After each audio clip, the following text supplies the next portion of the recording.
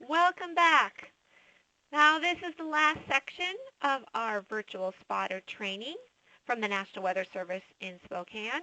And this topic is about other ways to get involved and volunteer for the National Weather Service.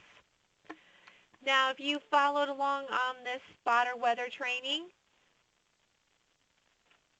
you have an interest in weather spotting and you are a weather enthusiast, great job. Being a weather spotter is a great way to get involved. But there are other ways as well.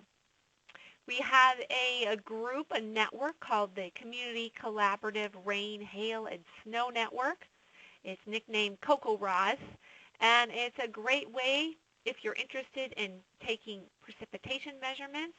You can record them online and share them with people across the country.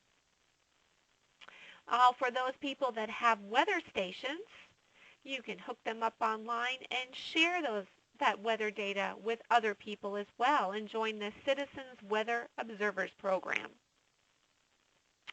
Also, you can come and take a tour of the Weather Service office as well. And then you can also stay on top of things and use your smartphone and mobile weather and get weather data synced right to your phone. So back to the Precipitation Network or the CocoRoz Network. Now here's the web page if you're interested, www.cocoroz.org. Just go to that. You can learn all about what it takes to take precipitation measurements. You can join right online for that. Get training on how to set up your rain gauge, where you can get a rain gauge, and share your reports right there online. It's a great source, and the National Weather Service uses this data as well. Here are some maps that show data from the CocoRoz network.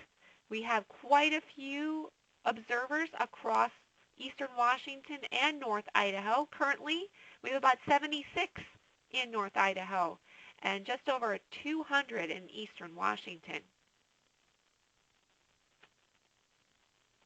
And here's a map that covers all the different CocoRoz reports across our forecast area.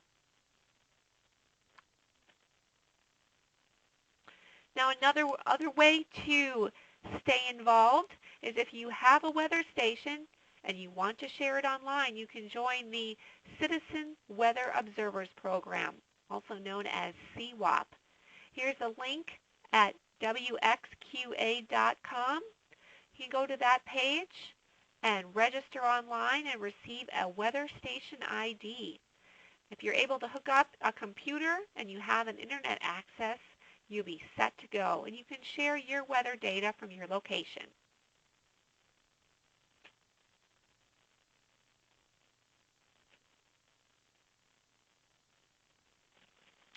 Now, all these programs are different programs, but they are all useful for the National Weather Service. Now, to break them down and describe them a little better, being a weather spotter is the easiest thing to do, and it requires no instruments or equipment. All you do is report severe or hazardous weather. It's all event-driven, and you can call the toll-free number or report it right online. And to sign up is really easy. You can go to weather.gov/Spokane and sign up from there.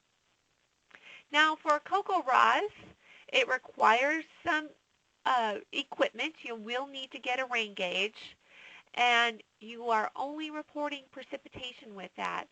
It is a daily commitment that you go in and log your precipitation.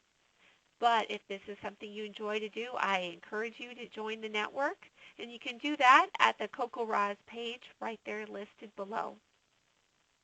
Now, for the CWOP program, it would require you to have a whole weather station, and you share the weather data that it is reporting. And it requires a daily commitment and an internet connection as well. Now, if you're a weather enthusiast, you can be one or all three, and all of that weather data is useful and used by the National Weather Service. Now, from our office, We do broadcast from the NOAA Weather Radio weather broadcast. It's a very important tool to let you know when severe weather is occurring because it'll set off alarms when severe or hazardous weather is occurring in your area. And also you can hear the weather forecast 24 hours a day, 7 days a week. In addition, you can follow the National Weather Service forecast from your mobile phone. Now, the Weather Service does not have an app, but you can go with your browser on your phone to mobile.weather.gov and put in your city and state and zip code location, and then a forecast will pop up. And what you can do is just save that to your home screen. And what that makes is a little widget. It looks like an app right on your phone that you can go to each time to get your local forecast. So remember, mobile.weather.gov, and you can make your National Weather Service widget. And our National Weather Service Spokane webpage, it has a new look now.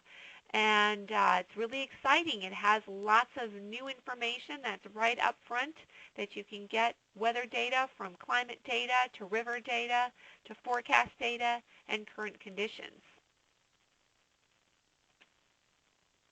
And we do have our clickable map that you can click on and get the forecast for your location. Also on our web page, we have our updated spotter resource page. Right on that page, we'll have the link that allows you to send your spotter reports online. It has the spotter weather checklist available. It has the list of different ways to volunteer that I was talking about. Our newsletters are available as well, along with additional training options too. Now, as for training, you can get more weather spotter training and also weather training from the METED site, which is meted.ucar.edu.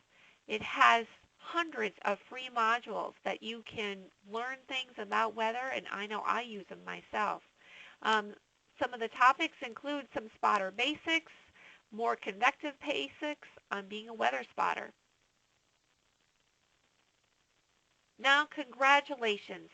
If you've gone through every section of this weather spotter training, you have completed the basic weather spotter training for National Weather Service Spokane.